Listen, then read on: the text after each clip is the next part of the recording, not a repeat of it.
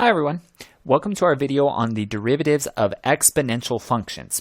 So I'm starting where we left off on the previous page to remind us that the derivative of a natural base, the e to the x, is itself, or if using the chain rule is still itself, e to the power times the derivative of the power. All right, well, it's not always the base that is e. Sometimes we have different bases, and our base will always be positive and will never be 1. So it's just some other number. So e is a special base. E has a very nice formula to it. Well, if it's any other base, which we'll say is just base a, then the derivative of that is still itself. Notice it's itself still, but we just have to multiply it by the natural log of whatever base it is, so the natural log of a. And then the chain rule is the same deal, so this is the chain rule when it's some other base.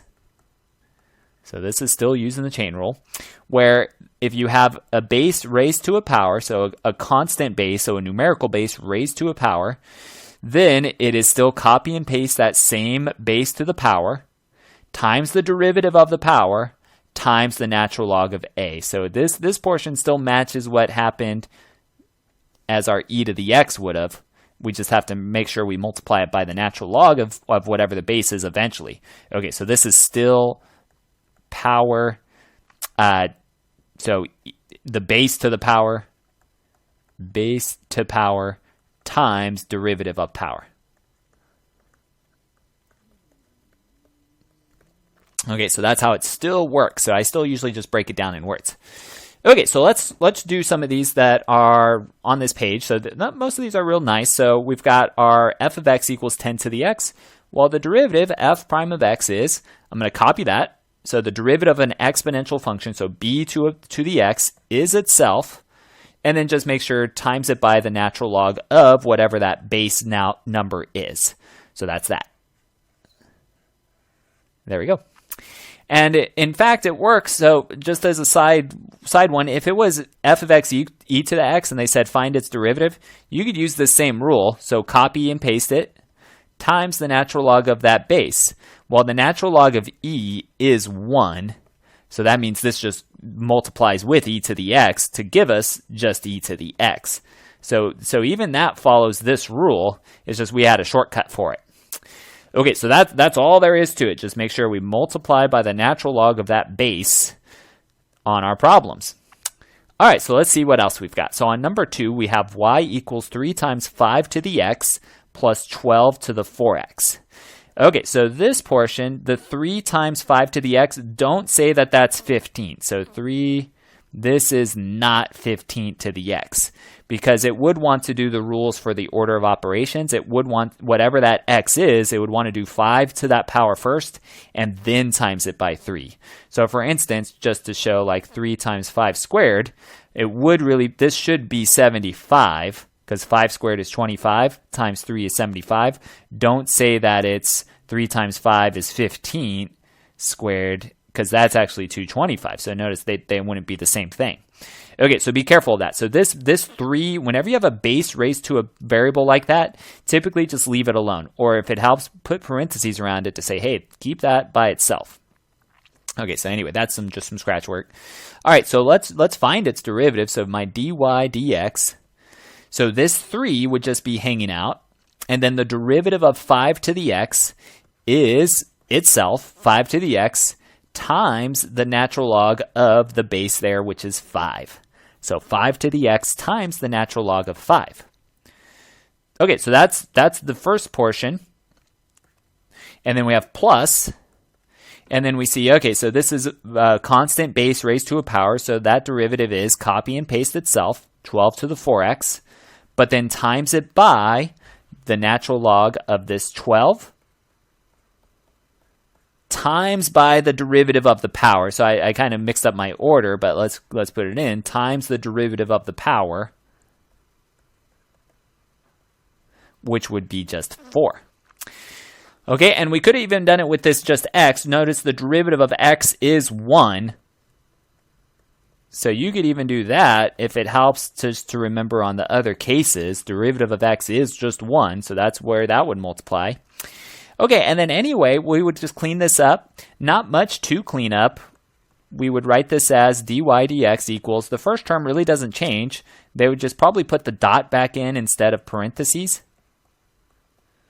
And they might change the natural log. I'm putting it as the natural log with the parentheses around just the 5. Times 1 is this whole thing. And so notice it really didn't change, just the parentheses were the only thing. And then plus, what they would probably do is put this 4 first, 4 times 12 to the 4x, and then the natural log 12. And the order, they could put the natural log first. The order doesn't matter that much. Again, notice with this would be 4 times 12 to the 4x. Don't actually do 4 times 12. That's the same scenario that was in the scratch. That would be breaking the rules for math. Okay, so then this is it. Okay, so that's how we could break those down. All right, so let's see our other cases here. So in number 3, we have v of t equals this square root. Well, again, whenever you have square roots, it's usually best to just go ahead and rewrite it. So we have 10. So let's put the parentheses, 10 times 2 to the 4t squared plus t plus 1, all as a power, and then plus 5t cubed is after that. And then the square root is the same as the half power. So this looks like it's a u substitution problem because I have an expression raised to a power. So let's set that up. So let's put u over here as everything that's in that. So maybe let me keep my u a little bit closer. Okay, so my u is 10 times 2 to the 4t squared plus t plus 1, and then plus 5t cubed. All right, so then I want to find my derivative of this instantly. Remember, as soon as you are applying the chain rule, as soon as you set up your u, you want to find your derivative of your u. And so we have this 10 would just be hanging out times. This is an exponential function. A constant base to a power means, all right, copy and paste the same thing. So it is itself times the derivative of the power, which would be 8t plus 1. And then because the base is 2, I also need to make sure I do the natural log of the base there, multiplying it at the end. Okay, so this whole thing in red so far is the derivative of this first term. So the derivative of the exponential function is itself times the derivative of the power times the natural log of the base. And then this portion, this is back to just our power rule. 3 would times the 5. And then minus 1 from the power would be t squared. So notice the difference here is the variable is the base. Here, this is a constant base. So notice the difference. A variable as a base is really just the power rule. Okay, and then so that's variable. Variable to a power is the power rule. When you have a base raised to a variable power, that's a constant. So constant base. So I said just base. Let me write that one more time. So if it's a constant raised to a power, then we're using this rule. Okay, so we have different rules for different bases. Okay, but that is it. That is our derivative, and this is fine. You can maybe rearrange things if you want to, but I'm going to leave it exactly as is. So then I'm going to go back to my v of t and say this whole thing in the parentheses was my u, and it's raised to the 1/2 power. And then now I can do my derivative of it. So v prime of t, the 1/2 comes to the front. So this is a variable raised to a constant power. So the constant comes to the front, 1/2, u minus 1 from the power to get negative 1/2 times the derivative of that u with respect to whatever letter was on the right side, which was t. Okay, and then now I can plug all of that in, and we're going to have our final answer. So let's put it right here. So v prime of t is 1/2. The u is this whole thing in the blue, 10 times 2 to the 4t squared plus t plus 1, and then plus 5t cubed, all to the negative 1/2 power. Okay, so I sub the u into the negative 1/2, and then the du dt is this whole thing in the red. So I guess I'm going to run out of room. Let me try to squeeze it in. 10 times 2 to the 4t squared plus t plus 1. Yeah, definitely running out of room. So sorry about that. So if you could fast forward, this is what I would want to put this whole thing in red is what I'm trying to put here, but I definitely can't fit that. So sorry, let me rewrite it. Let me rewrite that. So sorry, should have written that better. Let's put it a little closer. So v prime of t is the 1/2 times the u, which is that 10 times 2 to the 4t squared plus t plus 1 plus 5t cubed, all to the negative 1/2.